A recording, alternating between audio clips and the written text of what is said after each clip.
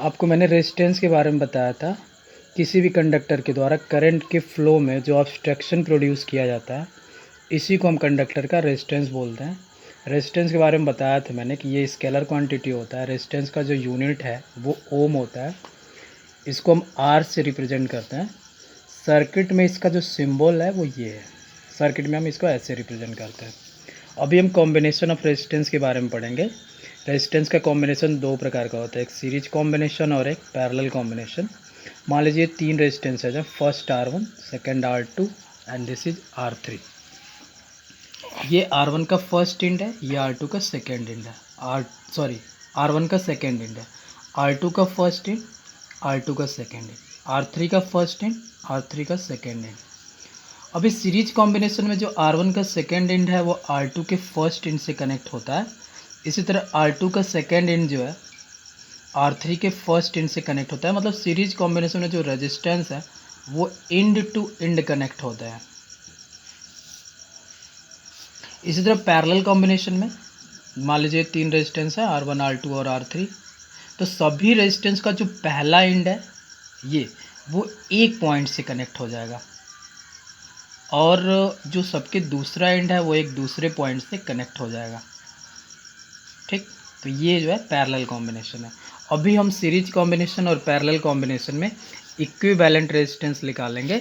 तो इसके लिए series combination, in series combination resistances are connected in to end. ये 3 रेजिस्टेंसेज है, R1, R2 और R3। तो जो इनका रिजल्टेंट होगा equivalent resistance of R1, R2 and R3 is given by R equal to R1 plus R2 plus R3. Here R is the equivalent of R1, R2 and R3. For example, find the equivalent resistance of given combination of resistances. यहाँ पे resistances का combination दिया हुआ है जिससे का हमें equivalent resistance निकालना है। सोल्यूशन में हम सर्किट को रीड्रॉ करेंगे, रेजिस्टेंसेज को मार्क करेंगे R1, R2, R3। Equivalent resistance of combination given by R1, R equal to R1 plus R2 plus R3। R1 का वैल्यू 5 ओम, R2 का 7 ओम, R3 का 6 ओम। ऐड कर देंगे 7, 5, 12 और 6, 18 ओम। सेकेंड एग्जाम्पल, यहाँ पे 4 रेजिस्टेंसेज हैं जो सीरीज में कनेक्ट हैं। कह रहा है इनका इक्विवेलेंट रेजिस्टेंस बताइए। तो सोल्यूशन में हम सर्किट को रीड्रॉ करेंगे, रेजिस्टेंसेज को R1, R2, R3, R4 mark कर देंगे।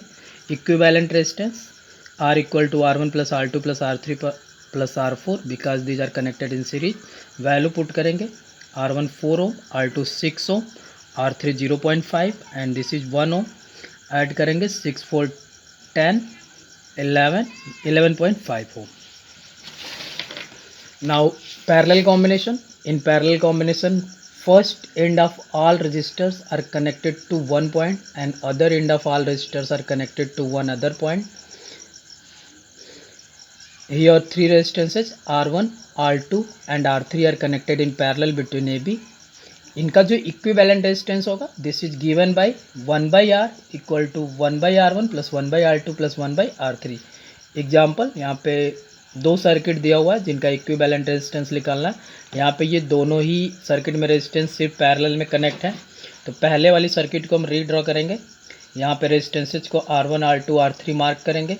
इक्विवेलेंट रेजिस्टेंस R का जो reciprocal 1/R equal to 1/R1 plus 1/R2 plus 1/R3। Value put करेंगे 1/3 प्लस 1/4 प्लस 1/6। एलसीएम लेंगे, एलसीएम 12 हो जाएगा। 3 4 जा 12 तो 1 इंटू 4 प्लस 4 3 जा 12, 1 इंटू 3 प्लस 1 इंटू 2 यानी 4 प्लस 3 प्लस 2/12। दिस इज 9/12 यानी कि 3/4। This is the value of 1/R। V5 हमको R फाइंड करना है तो R equal to 4/3 ohm. In second question circuit को वापस से रीड्रॉ करेंगे। रेजिस्टेंसेज को R1, R2 मार्क कर लिया, 2 ही रेजिस्टेंस हैं। Equivalent resistance is given by 1/R equal to 1/R1 plus 1/R2। R1 का वैल्यू 6 ओम है प्लस R2 का वैल्यू 3 ओम है। एलसीएम ले लेंगे, एलसीएम 6 हो जाएगा। तो यहाँ तो 1 का मल्टीप्लाई 6 1 जा 6, 1 का मल्टीप्लाई 3 2 जा 6 प्लस 2 का मल्टीप्लाई 1 इंटू 3, 1 प्लस 2/6 3/6, तो ये आ जाएगा 1/2. This is the value of R. We have to find R which is given by R equal to 2 Om.